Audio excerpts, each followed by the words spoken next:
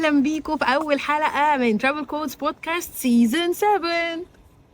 ازيك يا مروه؟ عود احمد. احمد، انا برحب بيكي وكل الساده المشاهدين ومتابعينك عبر الاثير. ايه شفك مش عارف، المنيري حاسس- ستايل ده؟ السيت اب ده محسسني عايز اتكلم كده. فرصه بقى اول سيزون المره دي هنبقى نعمله فيديو. صوت وصوره، ايوه تابعونا. ده بمناسبه المايك الجديد. النهارده اول يوم في استخدام المايك الجديد وقلنا نعمل البودكاست فيديو. يلا بينا. تحب نحكي لهم ايه في اول بودكاست في 2024؟ انا بفكر نتكلم عن السفر. اوكي، حزن، ده حزن.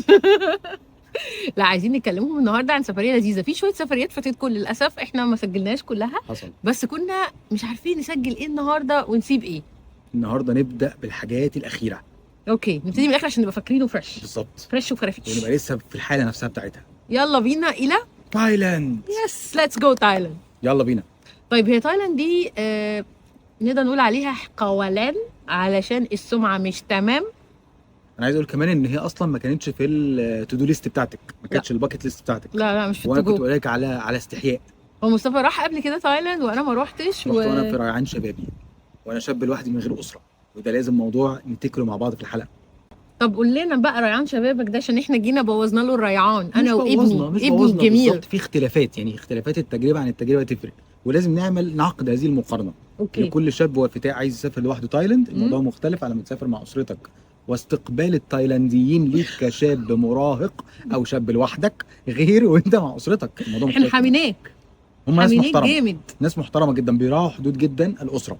طب هو دلوقتي في سمعة فعلا عن موضوع مثلا المخدرات، موضوع الناس اللي هي مش راجل مش ست، موضوع ان هم يعني بيشدوا الناس. لا كل الكلام ده حقيقي. الكلام ده اشاعات يا عمو جميل. يعني مش اشاعات قوي بصراحه كل ده موجود فعلا، بس هم كمان بيعلوا من نفسهم. يعني لما رحت من كام سنه، من 10 سنين مثلا، المخدرات ما كانتش منتشره بالشكل ده.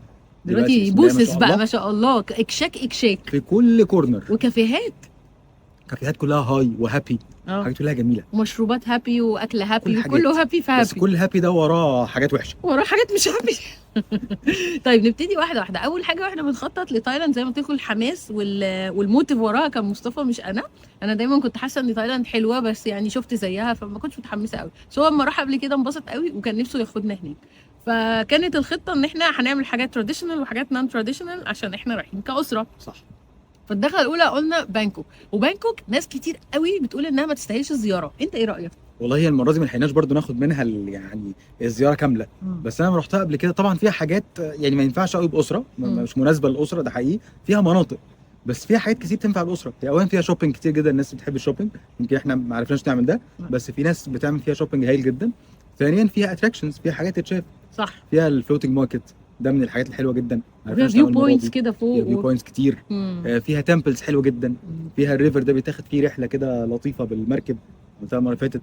ايوه، وفي اكسبيرينس كمان بتاعت المدينه نفسها مختلفه، يعني هي زحمه جدا وفيها بايكس كتير جدا واعلانات كتيره. يعني حاجه من الحاجات مثلا ادهشتني الاعلانات التي لا تنتهي عن الميك اب، وطبعا البلاستيك سيرجريز. المذهل يعني ان كانت الاعلانات مثلا عن الكحل كلها فيها اولاد ما فيهاش بنات. هو الموضوع ده عامه في تايلاند فيه قولان كتير، ان الموضوع الانواع ده يعني في اختلاط شويه. ايوه الموضوع ده عندهم، يعني هم عندهم متطورين شويتين ثلاثه في عمليات التجميل ده من عشرات السنين. صح. هم بيعملوا عمليات تجميل متطورين فيها لدرجه ان هم بيعملوا الترانسفورميشن ده كتير جدا. عمليات التحول الجنسي الكامل بيعملوها كتير جدا جدا.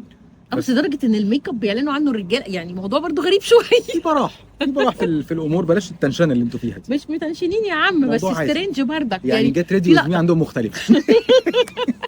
جت ريدي وزمي. كان في فيديو شفناه على تيك توك على واحد بيتكلم وهو في تايلاند، اول يوم عامل ازاي، بعد اسبوع عامل ازاي، بعد شهر بقى عامل ازاي، وبعدين في اخر الفيديو تقريبا بعد سنه جاب واحده بنت. ايوه هي اللي حد تاني. لا هي التجربه فعلا مختلفه، يعني انت بتشوف حاجات كده مش عامل حسابك انك تشوفها، يعني عالم مختلف قوي. مش بقول انه حلو ولا وحش، بس هو مختلف، يعني تجربه طبعا تجربه. وبعدين كل ما بتروحي بعيد كل ما تلاقي ثقافه مختلفه.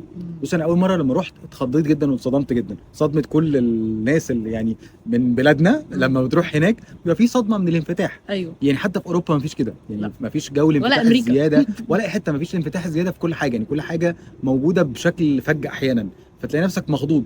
بس بعد شويه تكتشف لا، في اماكن فاميليز، وحتى لما تدور في يعني في الاماكن في الريفيوز في كذا، في اماكن مخصصه للعائلات، صح. حتى في بوكات، حتى في الجزر، حتى في كل حاجه في اماكن مناسبه للعيله انها تروح لها.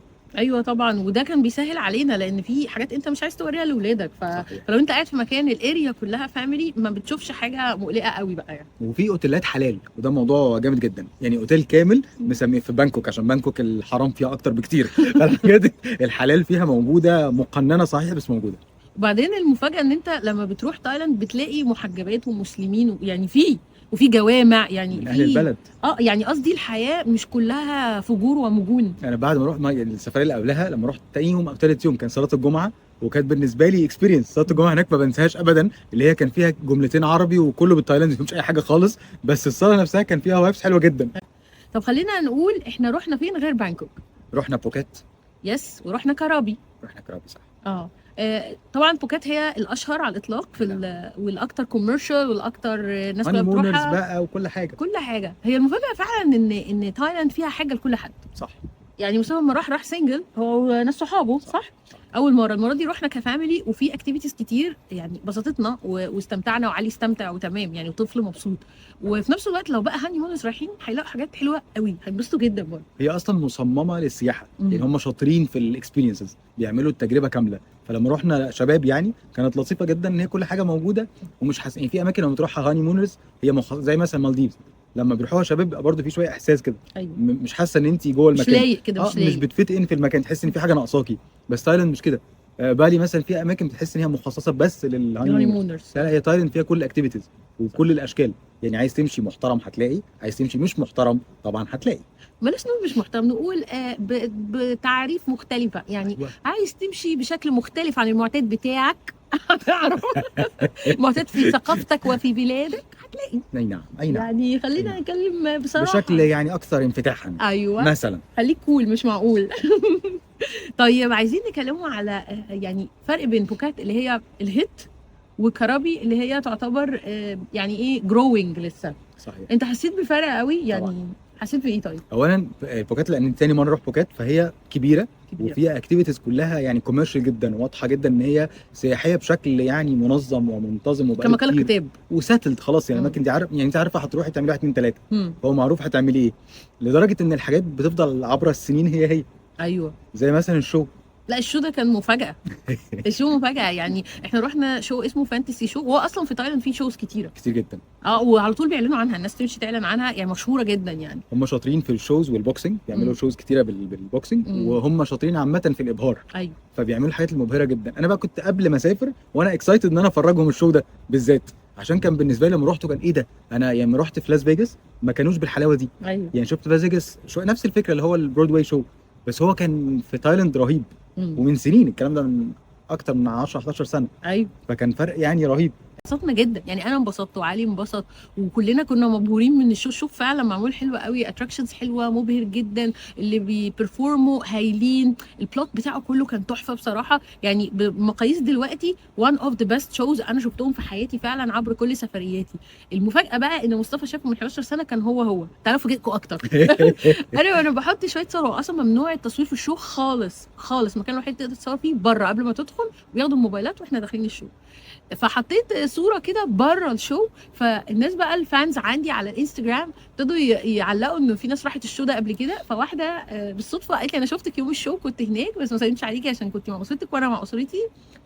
فبتقول لي انها راحت نفس الشو من 18 سنه كان اكزاكتلي ذا سيم، يعني ما اتغيرش سنتي. الموضوع مبهر. فازاي هو معمول حلو قوي كده من سنين وبيتكرر بنفس الحلاوه، وهو برضو النهارده يعتبر يعني ابديتد.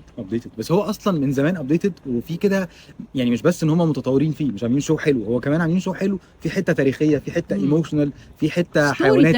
هو جميل قوي. وبعدين فكره التليفونات دي بقى بتخلي الموضوع ممتع اكتر. انت مش مشغول بالتصوير، لا خالص، مفيش حد مطلع قدامك التليفون فسدد لك نص الرؤيه. لا مفيش بقى الكلام ده خالص، انت قاعد مركز جدا بتتفرج جدا وبتستمتع بكل حواسك. صحيح. فبجد كان حلو وفي جزء اضاءه وجزء صوت وجزء تمثيلي وستوري، يعني كان فيه بصراحه ابهار عالي علي لحد دلوقتي متاثر بيه جدا. ايوه لسه النهارده بيقول لنا انا عايزه اروح الشو ده تاني، اللي كان فيه الناس الاشرار وكان فيه الحيوانات، لان انت فجاه بتلاقي قدامك افيال وفراخ وبط وكل حاجه. ايوه وبعدين هو كان والنور اصلا طبعا فرق التوقيت ده موضوع مهم، يعني فرق التوقيت ده كان مخلينا بتبقى قاعده في الشو عامله كده شويه، لازم تغمضي لك كده لحظتين شويه عشان هو بالليل واحنا جايين من تايم زون مختلفه.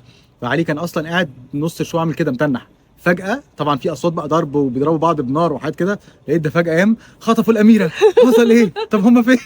اتاثر جدا بالموضوع. تأثرات شديدة تأثرات شديدة. لا هو كمان فكرة الحيوانات هناك بصراحة يعني هما بيستخدموها في كل حاجة، يعني بتبان كده في الشوز، بتبان في السفاريز، بتبان يعني الحيوانات هناك لها دور كبير في المجتمع يعني. برغم طبعا ان في برضو حاجات مسيئة شوية الحيوانات زي اللي كنا بنتكلم عليها قبل كده، موضوع الافيال، وان هما الناس تركب الافيال والناس بتعذب الافيال علشان يتمرنوا علشان يبقوا بيعملوا شوز وكده. وده حاجة من الحاجات اللي دايما ننصح الناس ما تروحوش تركبوا يا جماعة فيل في اي حتة. ليه بقى ما يركبوش الافيال يا مريم؟ بيتعذبوا جدا، انت مش متخيل هو في بروسس ازاي الفيل يسمع الكلام، يعني هذا الكائن العملاق انه يقدر يسمع كلام انسان ويعمل ويرفع رجل وينزل رجل، دي بروسس مرعبه. وبعدين لها ستابس، يعني كل الدول اللي بتدربهم عارفينها كلها وحشيه جدا جدا جدا. هم اصلا مش حيوانات مستأنسه، ما ينفعش التعامل معاهم ان احنا بنربيهم في البيت او بنعلمهم يعني انستراكشن زي القطط والكلاب. لا، فتدريبهم فيه يعني قسوه شديده، قسوة وتعنيف وضرب وحرق وبياخدوهم من أهاليهم، يعني بيخلوهم منسحقين نفسيا وجسمانيا عشان يقبلوا ده. فأي حد بيروح ويركب ويدفع ده بيدي رواج للتجارة المؤذية جدا دي. صحيح جدا جدا. في حين آخر إن هم مثلا عندهم قوانين تمنع إنك تحط سان بلوك مثلا نازل للبحر. سان بلوكس العادية اللي بنستخدمها دي ممنوعة، وبتدفع فيها يعني فاينز كبيرة جدا، تبتدي من 5000. العملة بتاعتهم اسمها إيه؟ بات 5000 بات اللي هي اولموست 5000 جنيه تبتدي من هنا لو انت حاطط سان بلوك عادي ونزلت الميه، لان ده بيقتل الحياه البحريه وبيقتل الشعاب وبيقتل السمك. هم مهتمين مثلا في الجزر والحاجات دي ممنوع يعني تماما، ريستريكتد بشكل عنيف جدا. له شكل. فهم بيحافظوا على الحياه البحريه وبيحافظوا عامه على مصادر رزقهم، ما هي الطبيعه هناك هي رزقهم.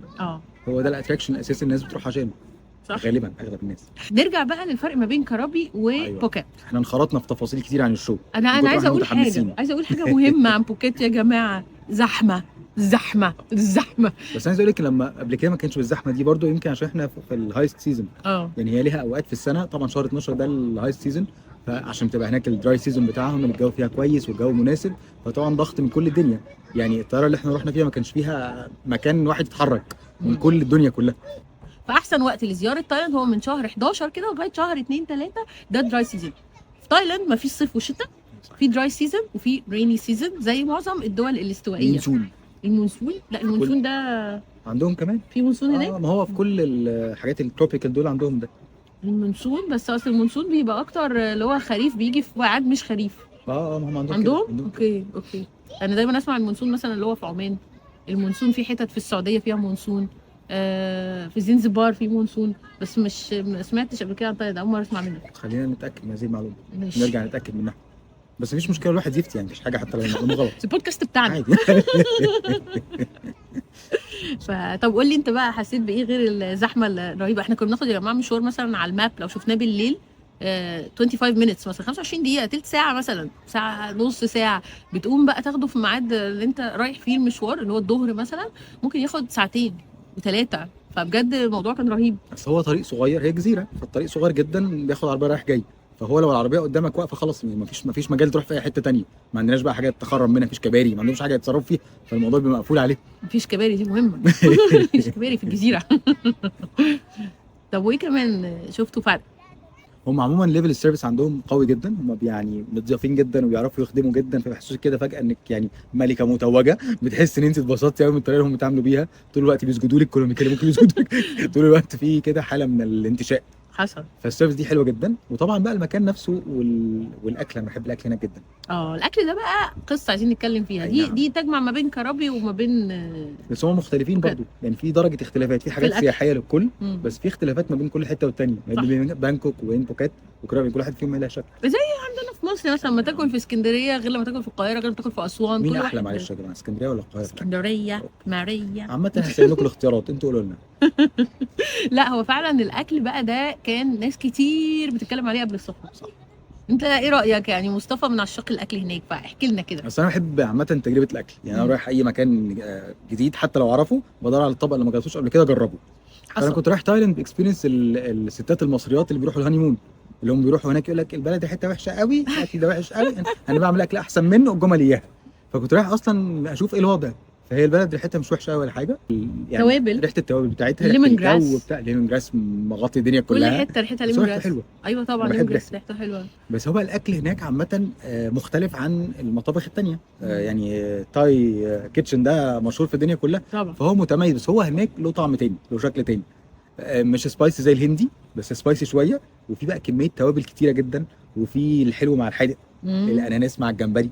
والجمبري هناك بقى يا جماعه، الجمبري لازم نتكلم شويه عن الجمبري. هنعمل حلقه عن الجمبري هناك. الجمبري هناك متالق جدا. الناس اللي هم الغلابه اللي في الشارع اللي قاعدين على الجنب كده حبايبي، اللي بياكلوا، اللي هم يعني خلصوا شغلهم وقاعدين بياكلوا ارزقيه كده. الارزوقي ده الراجل بان تلاقيه ماسك طبق جمبري من اللي هو عندنا بنجيبه بارقام كبيره جدا في بلدنا، ماسك جمبري حلو كبير كده والاناناسيه قاعد بياكلها وبيشرب كوكونات. ده الوضع. فاكيد الحاجات دي كلها الميكس مع بعضه بيطلع حاجات، يعني توم يام مثلا شوربه، الاناناسيه الحلوه دي اللي جواها الجمبري مع حصل. السنو مع الرز الكاجو والكاجو والرز بتاعهم. لا بصراحه الاكل هناك انا بحبه جدا. بص هو الاكل هناك انا عجبني منه حاجات كتير برضو. طبعا انا ماليش في السبايسيز الاوفر، يعني في حاجات بتبقى مليانه جنزبيل، يعني مش حراقه بس فيها مثلا جنزبيل جامد قوي، اللي هو اصلا لما تيجي تاكل تبتدي تحس دقات قلبك بتزيد دب دب دب دب دب دب كده. بس الاكل بوجه عام حلو، يعني طعمه حلو ومختلف، هو مطبخ مختلف خالص عن ذوقنا. انا بحب برضو اجرب، يلا بينا نجرب يلا نجرب. قعدنا اول كذا يوم نجرب وناكل وبنجرب من كل مطعم اكل غير الثانيه. والسمك طبعا حلو قوي، طبعا سمك حلال دايما. بنسال دايما عن اكل حلال، في اكل حلال في كل حته يعني. كل مكان هم متاح فيري لك اوير جداً. يعني، فاهمين كويس قوي عندهم يعني يعني جزء مسلم كتير، يعني كتير. منهم تايلاندي مسلمين كتير اصلا، فاهمين قوي يعني موضوع الحلال ده. فكنا بناكل كتير اكتر سمك من لحوم يعني. كان عاجبني، ما كانش عندي فيه مشكله. بس جيت بقى في الاخر يعني بعد كذا يوم ابتديت احس انا عايز اكل افطر بيض عادي زي اللي في البيت، لان هم الفطار عندهم غدا يعني. تخش تلاقي نودلز وفراخ ولوبيا لا بس كان في بيض، كان في بيض وجبن، ما كانش في جبن، مفيش كانش في جبن قوي. خالص، لا ما فيش شفتش اي جبن. بس كان في بيض. بس يعني لا البيض العادي اللي احنا بناكله ده، يعني بعد فتره كده بقيت يعني عايزه اكل عادي بيض اومليت كده، عايزه. أيوة. مش سهل تلاقي الحاجات دي. الاطعمه اللي احنا واخدين عليها يعني بعد كذا يوم تجارب اوكي مبسوطين ولذيذ وكل بس بقى شو عايزين بقى اكل عادي عادي بقى. يعني أكل. بس في دلوقتي كل الحاجات، يعني في بيتزا وفي فراخ مقليه وكل الحاجات اللي هي العاديه موجوده، الفاست فود كله موجود. بس الطعم برضه مختلف. صح. يعني دايما بس احنا عامه مش من عشاق الفاست فود، فعشان كده ما بنفكرش فيه، ما بيجيش على بالنا، مش كيفين فاست فود. بس عموما يعني التجربه بتاعت الاكل كانت حلوه وما جوعناش. يعني زي ما كنت بسمع الناس مش لاقيين حاجه ناكلها وما جوعناش كنا قرفانين، لا خالص. جربنا كل انواع الاكل الحلو والحادق وكان حلو. يعني انا عجبني برضه جدا الاناناس دي. مانجو ستيكي رايس. مانجو ستيكي رايس ده الحلو بتاعهم الاساسي، اللي هو انت ماشي تاكله في الشارع زي الرز بلبن كده. عندنا بالظبط رز بلبن، بيبقى رز زي رز بلبن كده، يعني ماي شويه وعليه ومعاه مانجا بتتقطع كيوبس كده، كان لذيذ. كلنا ايه كمان يا مصطفى؟ هنتغدى ايه؟ هناكل ايه؟ اكل مصري النهارده، ناكل اكل مصري. اوكي ما عندناش مانجو ستيكي رايس في البيت. لا ما عندناش. المانجو بيجي في الصيف واحنا زي ما انت شايف مش في الصيف. في بقى هناك في كرابي كان في جنب الجامع كده، احنا عندنا دايما جنب الجامع في ناس اللي بيبيعوا الشرابات، عارفين دول؟ الشرابات عند جامع الفتح، الناس اللي بتبيع الحاجات الشرايط حاجات كده. هناك بقى في صف كده قدام الجامع عاملين اكل ستيشن كده للاكل، فيها كل الحاجات بقى اللي بنحكي عنها كلها جنب بعضها، جنب بعض حاجات يعني ريدي ميد وبيحطوها في الزيت تاني تقلي من اول وجديد. حاجات بقى الصغيره الكتير قوي، لونها احمر ولونها اسود ولونها ابيض، كل. حاجات كده فراخ ولحمه ومش عارف حاجات مقدده وحاجات مقدده، قصدي يعني مش مقدده وحشه. ومنشفينها حاجات مقدده وحاجات مقززه وكل حاجه، كله موجود. حاجات شكلها غريب كده طبعا يعني. بس يعني احنا طبعا ما كناش بنتجه للحاجات دي، عشان يعني اي حاجه شكلها ممكن لحمه او فراخ ومش مكتوب عليها حلال ما كناش بناخدها. بس هم اللي عند الجامع دول بقى كانوا كلهم محجبات، يعني كلهم تايلانديات محجبات، بيبيعوا حاجات مثلا شاورما، بيبيعوا الحاجات اللي هي المقليه قالينها بيقولوها تاني، بيبيعوا المانجو ستيك رايس كتير جدا، فاكهه قد الدنيا. اكلنا كميات فاكهه غير منطقيه، فاكهه هناك تحفه. وهو ده برضو من الحاجات اللي بتبقى ناقصه في السفريات عاده، الواحد بيبقى ديهايدريتد عاده في السفر، ما بيكونش متاح الفاكهه زي جوه البلد كده. بس هناك الفاكهه سهله جدا جدا، تحفه. وهم مقطعينها جاهزه. يعني انت معدي كده، العربيات موجوده، المحلات موجوده، تاخد كيس الاناناس الصغنن ده الاصفر يا ده الحلو ده. حلوه حلاوه. الفاكهه هناك رهيبه، الفاكهه هناك رهيبه، احنا كنا بنتعاطف فاكهه. بس هو لازم. انا اه. فاكر المره اللي فاتت لما كنت في تايلاند ومسافر، كنا اخر يوم كنا راجعين من بانكوك، والمفروض نصحى الصبح. الطياره كانت الصبح، كان عندنا مثلا ساعه الصبح. تعمل حسابي ان انا هصحى بدري، انزل اجيب لي كيستين اناناس اخدهم معايا في السكه في السفريه. صحينا يا دوب على ميعاد الطياره، كنت ندمان جدا اني ما لحقتش اجيب الاناناس الصغير. لا الناس تحفه. الاناناس جميله. وبعدين بقى فواكه الاستوائيه اللي هناك، يعني في انواع بقى فواكه كتيره جدا، مانجوستين وكله حاجات احنا مش واخدين عليها، يعني مش موجوده عندنا. الستار فروت والباشن فروت والمانجوستين والبتاع ابو ريحه وحشه ده اسمه ايه، دوريان. يعني في كميه فاكهه انت مش واخد عليها. حتى الفاكهه اللي احنا عارفينها شكلها مختلف، يعني ما بين اصغر حتى المانجا، حتى كل حاجه، كل حاجه مختلف، شكلهم مختلف، عشان هي برضو يعني أرض تربه مختلفة. مختلفه بالظبط، تربه بس مختلفه اكلها كان كمان. بس يعني كل الفواكه كانت حلوه، انا ما بس دقتش انت لو فاكهه. متجه الى تايلاند فمن فضلك ابدا الاول بالاناناس، ابدا وانتهي. يعني ابدا وركز جدا على الاناناس الصغنن قوي ده، هتلاقيه متقطع كده كور كده مدوره، صغنن كده قد كده، مسكر تحفه يعني. لا بجد الفاكهه هناك رهيبه. والمكسرات كاجو فوريفر. كاجو ده، كاجو كتير قوي قوي، كاجو بقى للابد، ادي في كاجو. كاجو متاح جدا طول الوقت. فلا الاكل هناك حلو بصراحه. الحاجات اللي الناس كانت بترجع بيها، انا اظن ان هم يعني ناس مش واخده قوي على السفر، لان معظم الناس في مصر كانت بتطلع تايلاند از هاني مون، فهم ايوه مش واخدين على السفريات، فبيبقى بالنسبه لهم صدمه شويه. كده، ايوه خضه كده مش لكن لو انت بتحب السفر وبتحب تجرب وبتحب المغامره هتنبسط. لا هتنبسط، في مغامرات كتير في الاكل. طب بالنسبه للمغامرات، ايه رايك في الرحلات البحريه؟ ما تقييمك لها؟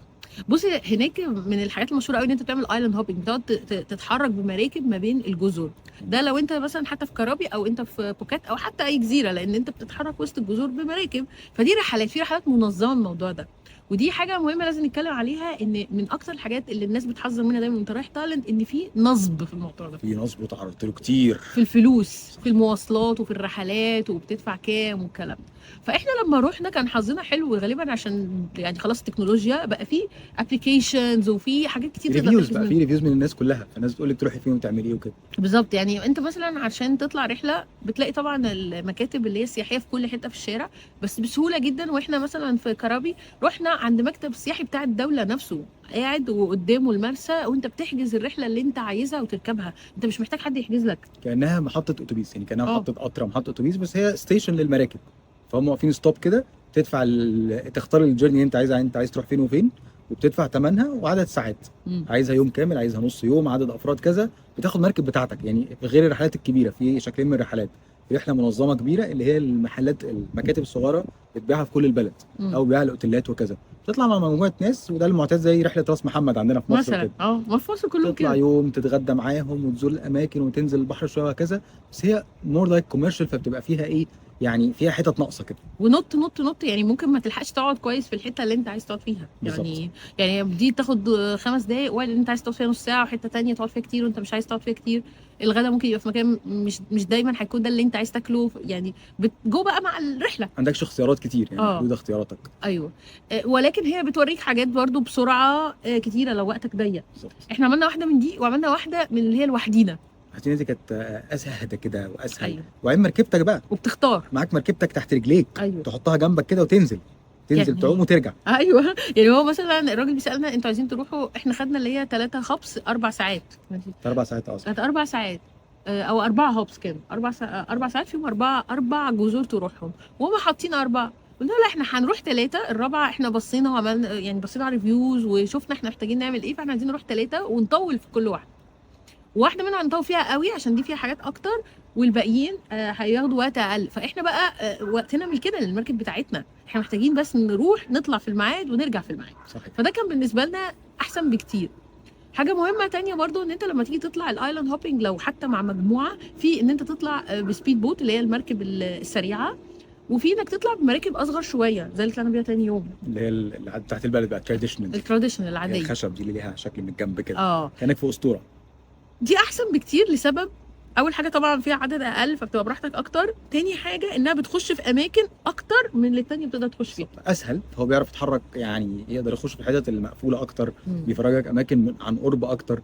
وبعدين دي لها قوانين، يعني في جزر مثلا ده مش هنقدر نقرب علشان دي لغايه الساعه كذا بس السبيد بوتس ينفع تقرب منها، لكن المراكب التانية بتقدر تخش، فبتقدر تاخد صور احلى، تقدر تشوف المكان اقرب. زي مثلا المونكي ايلاند اللي هي بتاعت القرود، ما عرفناش نخشها عشان احنا كنا في مركب اللي هي الجيتس السبيد بوت، ممنوع تقرب منها بعد ساعه معينه. فانت يعني نزلنا اوربو فاحنا نشوف من بعيد المونكيز، مع ان كنا عاملين حسابنا نتفرج عليها وكده. ايوه بس هي الصغيره دي كمان بقى مهمه قوي انك تعرف رقم المركب اللي انت فيه، لانك ممكن وانت راجع ما تلاقيهاش، زي ما حصل مع مين؟ مع جيراننا اللي ركبوا معانا، الناس اللي جم يركبوا معانا، واحنا كناس مصريين ومصريين هم عملنا ايه؟ اصاله عراقه اخدناهم معانا والحمد لله انقذنا. ايوه هو اصلا كمان يعني في وقت لازم تفضي كل الجزر، فهم فاتتهم مركبتهم ما شافوهاش عشان كل المراكب شبه بعض، فانت لو مش حافظ رقم مركبتك وشكل الراجل اللي انت راكب معاه انت ضعت.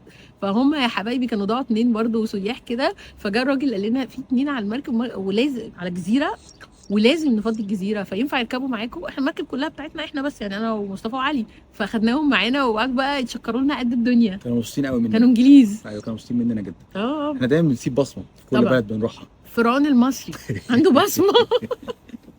طب عايزين نحكي له بقى الحاجات اللي ما عرفناش نعملها عشان احنا فاميلي، يعني في حاجات بقى يعني ممكن تعملها مش هينفع احكي. لا مش دي دوكها مش دي. عايزين نحكي الحاجات اللي كنا عايزين نعملها، بس طبعا مش بتنفع قوي تعمل كل حاجه وانت معاك طفل وكده. صحيح. كان ايه مثلا؟ يعني مثلا الهايكس. الهايكس كان في هايكس حلوه قوي. في اماكن هناك الهايكس حلوه جدا جدا، بس ده صعب قوي بطفل، وصعب بطفل في سن عالي، يعني يمكن مثلا لو طفل اصغر من كده بيشيلوه على ظهرهم ويمشوا بيه، او اكبر برضه من كده. ده هم برضه مش احنا قوي عشان ما نوسعهاش، بس هم بتلاقي الاجانب حاطين شنطه معينه كده الطفل قاعد فيها على كرسي والاب يعني ماشي بيه الهايك كلها. في هايك او اكبر شويه ممكن يمشي، لان الهايكس مش صعبه، يعني ينفع ناس مش رياضيين، يعني ناس عاديين يعني يمشوا فيها، بس لو معاك طفل زي ده مش هتقدر، يعني في ال4 سنين ده صعب. ففي هايكس كانت حلوه وتريلز حلوه قوي، وبتشوف فيها زرع حلو قوي، وبتشوف فيها مونكيز ومش ايه، دي ما قدرناش نعملها. كانت صعبه. كان في برضو في الرحلات في بقى تنزل تعمل كاياكينج في كيفز كده. أيوة. كانت حلوه قوي يعني في الصور، بس طبعا كاياكينج بطفل وكيفز دي طبعا صعبه شويتين هنفرج علينا الكوكب كامل. فاكر لما عملنا كاياكينج مع علي كانت صعبه عليه حرام في المالديفز. في المالديفز اتخض خاف، لان هو كان برضو اصغر من كده بحبه يعني. بس هو عارف الكاياكس اللي هي بتبقى شفافه، فقاعدين في الكاياك، هو كان متحمس قوي قبل ما نركب. اول ما ركبنا ودخلنا في الميه وشايف الميه تحتينا واحنا بنقدف وبنبعد عن الارض، خاف جدا. صريخ بقى، صريخ يا لهوي لحقيني ياما رجعوني من هنا. حصل. فدي كانت برضه من الحاجات اللي يعني ما عرفناش نعملها. يعني ايه تاني ما عملناش؟ كان في شوز تانية كنت عايز تفرجها لي برضه، صعب شويه. في بقى اصل هو شويات برضه معتمده على الابهار والافكار. ففي افكار مش مناسبه قوي للاطفال، ما كانتش تنفع. ما نروحش برضه دماغك كل بعيد. هو الفكره كلها ان الشو قائم، يعني كان في مثلا واحد مشهور هناك اسمه في كباريه كذا، مش كباريه بمعنى الكباريه بتاعنا، كباريه بمعنى شو. ايوه. فالكباريه ده قائم على ان هو شو كامل كله عرض ورقص ومش عارف ايه وهكذا، بس هو في الاخر بتكتشف في اخر العرض ان المجموعه كلها رجاله. انت كنت فاكرهم رجاله وستات عادي كابلز بيرقصوا، تكتشف في الاخر ما فيهمش اي ستات في الشو. ده كان بالنسبه لهم ده من ضمن الحاجات الاتراكشنز اللي هي اللي فيها فكره. مثلا البوكسنج ده صعب جدا مثلا نتفرج عليه على بوكسنج. هو اصلا بوكسنج فيه عنف زياده شويه، فده صعب شويتين 3. هو اصلا اوريدي الناس اللي كانت بتمشي تعلن عنهم في الشارع كانوا صعبين. يعني كل الشوز دي بتبقى طول ما انت ماشي في ناس ماشيه بتعلن عنها على عربيات كده نص نقل مفتوحه، عارف انت. أيوة. عايل شكله مش عايل يا جدعان. عارف الحته دي في الفيلم. هو اصلا حماية في تايلاند ده بيفضل مرافقنا طول الفيلم طول السفريه. فهم كده، وبيبقوا حاطين صور وبيبقى معاهم ناس من الشو بيلفوا بيهم، فكان شكلهم يعني اوفر وكتير، يعني بيخضوا كده، فطبعا صعب جدا تاخد طفل في حاجه زي دي. في بقى الشوهات بتاعت الانيمالز اللي هي مثلا الشو بتاع التماسيح، ده صعب شويتين برضو 3. يعني رحت مره قبل كده يخض، يعني في كده خضه معينه، فحسيت ان هو مش هيبقى مناسب لطفل. وبعدين مثلا كانت حاجه من الحاجات يعني كنت عايزه اجربها المساج. برضو المساج يعني هيبقى صعب شويه ومعانا طفل، يعني ان احنا بقى كل واحد ينزل والتاني يقعد، يعني كان هيبقى محتاج خطه. بلس ان انت لما بيكون معاك طفل بيبقى عندك مواعيد، يعني انت عايز تروح بدري شويه عشان ينام، وبعدين في جيت لاج ده لوحده حوار، ان احنا بنبقى قاعدين مفنجلين بالليل ونصحى الصبح، بنبقى الصبح بادئ بدري قوي، فانت محتاج تروح بدري بالليل فتخلص الاكتيفيتيز بتاعتك في الويندو اللي بتبقى صاحي فيه ده. ايوه ايوه، حابه اللي انت فيهم، لان بعد شويه خلاص بتلاقي نفسك تركب اي حاجه، اي حاجه انت بتتحرك تلاقي نفسك رحت مسقط على طول. نايم على طول. وفي ريل انا كنت عامله لهم واحنا أيوة، احنا بنسقط في كل مكان. كل مواصله نايمين. بس نرجع تاني للمساج خطوتين بما اننا فتحنا الموضوع. ايوه لما سافرت المره الاولانيه يا جماعه، بص بما إننا بقى، إحنا بص بنتكلم كل الموضوع براحتنا. على المره الاولانيه ماشي، المره الثانيه كانت وحشه. لا لا خالص والله بالعكس. بس الفكره ان كلها كان في فرصه الواحد يعمل مساج. طبعا طول ما انت ماشي في تايلاند في اي حته في الدنيا في محلات كده بتاعت مساج المفروض، او بتاعت مساج يعني ايا كان هو ايه، ففي قدامه كم كبير من السيدات الفضليات اللي قاعدين فضلايات فعلا. واول ما بيلاقوا واحد عربي، لان بالنسبه لهم ده هو ده التارجت، هو ده الزبون يعني، بتلاقيهم بقى يا حبيبي كام مساج وبشكل كده معين. طبعا احنا كان عندنا تخوف ان احنا نعمل مساج في مكان مش موثوق فيه. ايوه عملناه في الاوتيل نفسه، الاوتيل كان مكان محترم وموثوق وكل حاجه. تايم مساج مش شبه المساج اللي هو المدلع، هو بيوجع. بيفضلوا يشدوا فيك ويرزعوا فيك ويعملوا حاجات كلها مؤلمه، بس هو تجربه واكسبيرينس، ما عرفناش نعملها المره دي، بس المره اللي فاتت عملناها. في بقى في الشوارع كتير اللي هو بتاع الفوت مساج، ده كنت عايزه اجربه بس بالظبط. في بقى اللي هو بتاع معرفناش. السمك، ايوه في حاجات كتير بقى من القصص دي. هي الحاجات دي في منها في مصر، بس وان يو دو ات هناك بقى يعني ما تعملها في ليها مكانها طعم الاصلي تاني حاجه تانية، طبعا. وبيعملوها بشكل تاني لا يعني هناك المساج مشهور جدا، بس ده فلت مننا برضو علشان السيت اب بتاع العيله كان مختلف شويه. صحيح، محتاج ترتيب مختلف. في حاجات صغيره كانت بتبقى عايز تعملها بس مش لاحق يعني. بالنسبه برضو للاكل الحلال، يعني احنا في اماكن كتير غير ان انت بتاخد في مطاعم حلال، فيهم في السوبر ماركت مثلا بيبقى فيه سندوتشات موجوده. السوبر ماركتس الكبيره هو عندهم اللي هو 24/7 ده اكتر واحد منتشر صح؟ طبعا ده صديقنا كتير الصدوق. جدا كتير جدا. ممكن تخش تاخد ساندوتش برجر حلال ويسخنه لك هناك في الميكرويف وتاكله، يعني كل الحاجات فريش وحلال وسهله. ساندوتش جبنه، فانت برضو انا عارفه في ناس دايما اشوفها بتاخد معاها سندوتشات، تاخد معاها عيش، تاخد معاها جبنه. لا في حاجات كده هي اغلى شويه من الاكل العادي بس موجوده كل حاجه. موجود سلمون مش غالي يعني، مش زي عندنا مثلا. يعني لا هو عادي، سعره عادي، في اسماك كتير، في حاجات كتير، سندوتشات سهله وجبنه. وجبنه دي يعني حاجه هناك مش سهله. وبعدين بقى هناك المقرمشات. المقرمشات التايلانديه قرمشه. ده المقرمشات دي اصلا بنحب نعزها قوي. المقرمشات اللي هي شبه الشيتوس وكذا، بس اللي هي كلها غلط دي. بس بقى في حاجات هناك صح. يعني مثلا في هناك بسله. ايوه في خضروات كتير معموله كده، اسمها ايه دي؟ اللي هي مش فرايد حتى، لا هي بتبقى مجففه، فواكه مجففه وخضروات مجففه، بس بيعملوها حلوه قوي، طعمها حلوه قوي ومسليه وبتقرمش، ده كل المطلوب. ايوه كانت جميله قوي. بتخش كده فورمه معاها من بقى زي ما بسله، بنجر، وطبعا موز وتفاح وفراوله، كل اكل تعرفه بيتجفف ويتباع في اكياس. ايه بقى الحاجه اللي لو رحتي تايلاند تاني مش هتعمليها؟ مش هعملها. والله انا ما فيش حاجه ما عجبتنيش اللي هو مش هعملها خالص، لا بالعكس، هي كانت بلد، هي كل اكسبيرينس كانت لذيذه وحلوه. مفيش حاجه اللي هو لازم ما نعملهاش، بالعكس انا في بقى حاجات عايزه اعملها ما لحقتش. زي ايه؟ يعني مثلا انا كان نفسي اركب سكوتر واتمشى كده، البلد جميله والجزر حلوه قوي، نفسك تتحرك فيها بسكوتر، انا بحب السكوترز اصلا، فدي طبعا حاجه برضو ما عرفتش اعملها عشان معانا علي. كان نفسي اعمل التجربه في حاسه كده ان انا عايزه اخد كاميرا جو برو واحطها كده فوق على قدام السكوتر او الانستا 360 دي، عارفها؟ ايوه واجيب فيوز. يا جماعه الفيوز هناك حلوه قوي، مش عارفه اقول حلوه، يعني عيب نقول حلوه، والله عيب نقول حلوه، يعني احنا قاعدين في فيو حلو، ده حلو. لا الفيوز هناك بيوند، فارن بيوند، انت يعني بتفضل ماشي تقول سبحان الله زي ما هو بيقول، تبقى حاسس هو في جمال كده، وفي حتت كتير قوي جميله، يعني في حتت كتيره لسه عايزه اروحها وعايزه اشوفها في الصور. ولما رحت اكتشفت ان الصور بجد مش فوتوشوب خالص هي مقلله بالجمال لا هناك الجمال عالي يعني، فما فيش. طب انت ايه اكتر حاجه مثلا ما عجبتكش هنا؟ مش ما عجبتنيش، انا عايز بس اعلق على فكره المناظر هناك. انا بحس ان اكتر اللحظات اللي يكون فيها كونكتد للجزء الروحاني هي في المناطق الطبيعيه الحلوه. يعني وانا مثلا في وسط الحته واحنا في المركب واحنا بنتفرج على الجبال الخضراء الكبيره جوه البحر، بحس انها كونكتد لحته روحانيه جدا، بحس كده بعمق داخلي من المشاعر لا يمكن وصفه. بس هو حقيقي يعني كان واحد بيسبح، كان واحد بيدعي، في احساس جوه كده عميق زي ربنا سبحانه وتعالى خلق الجمال ده كله باختلافه فعلا. وبعدين انت ما فيش لحظه بتيجي عليك تحس انك اعتدته، يعني مش بقى بعد شويه كده تحس عادي الشجر الاخضر الحلو، لا ما بتبقاش كده، بس هو مختلف متنوع، هو مختلف عن كل البلاد اللي رحناها. الحمد لله رحنا حتت كتيره مختلفه، بس لا كل حاجه ولها طعم طبعا، مع الجو، مع الناس، مع الحركه، مع الاكل، مع حاجات كتير، يعني اوفرول اكسبيرينس من كل مكان لها طعم ولها حلاوه كده تستلذها. يعني حاجه ما اعملهاش لو رحت تاني والله مفيش حاجه برضو يعني الحمد لله ضايقتني قوي اللي هو مش عايز اعملها تاني. بس ممكن يعني هبقى قاعد في مكان واحد، مش هقعد في مكانين، يعني مش هروح اقعد في كرابي وبوكيت، هقعد في مكان واحد فيهم واطلع بقى الايلاند زي ما انا عايز.